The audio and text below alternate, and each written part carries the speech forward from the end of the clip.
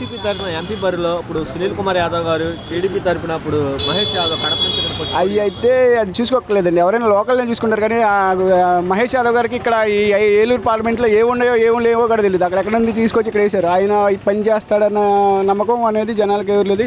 సునీల్ కుమార్ యాదవ్ గారు అంటే ఇక్కడ తిరిగిన వ్యక్తి, లోకల్ వ్యక్తి, ఎన్ని తెలిసిన వ్యక్తి కాబట్టి సునీల్ కుమార్ యాదవ్ గారు గెలుస్తాడండి కన్ఫర్మ్. అంటే లోకల్ వ్యక్తి కదండి, లోన్లు ఎక్కడి నుంచి ఎక్కడో కడప నుంచి తీసుకొచ్చి ఇక్కడ వేసారు కావాలని పోటీ కోసం. అక్కడ నుంచి తీసుకొచ్చిన లోకల్ వాడికి తెలుస్తుంది, కానీ ఇక్కడ ఉండే ఇబ్బందులు బయట వాడికి తెలియదు కదా. అందుకని చెప్పి సునీల్ కుమార్ యాదవ్ గారిని గెలుస్తాడు.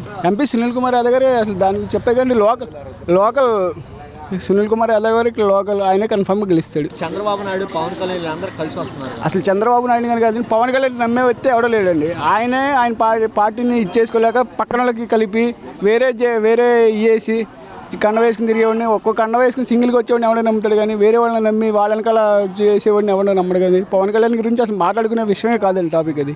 పవన్ కళ్యాణ్ ఎఫెక్ట్ అసలు ఏమి ఉండదు, అసలు దాంట్లో అనేది ఏమి ఉండదు, ఎఫెక్ట్ అనేది ఉండదు. ఓన్లీ సీఎం జగన్మోహన్ రెడ్డి గారు అవుతారు. సీఎం అయితే ఇంకా చూసుకునే పద్ధతి జగన్మోహన్ రెడ్డి గారు. ఎందుకంటే ఆయన పిల్లలకి చేసే అమ్మఒడిలు కానీ, లేకపోతే పిల్లల్లో ఫుడ్ విషయంలో కానీ, పిల్లల గురించి తీసుకునే చదువు ముందు ఎవరైనా ఆలోచించేది చదువు అండి. పిల్లల చదువు గురించి సీఎం గారే గెలుస్తారు. మళ్ళీ జగన్మోహన్ రెడ్డి గారే భారీ మెజార్టీతో గెలుస్తారు.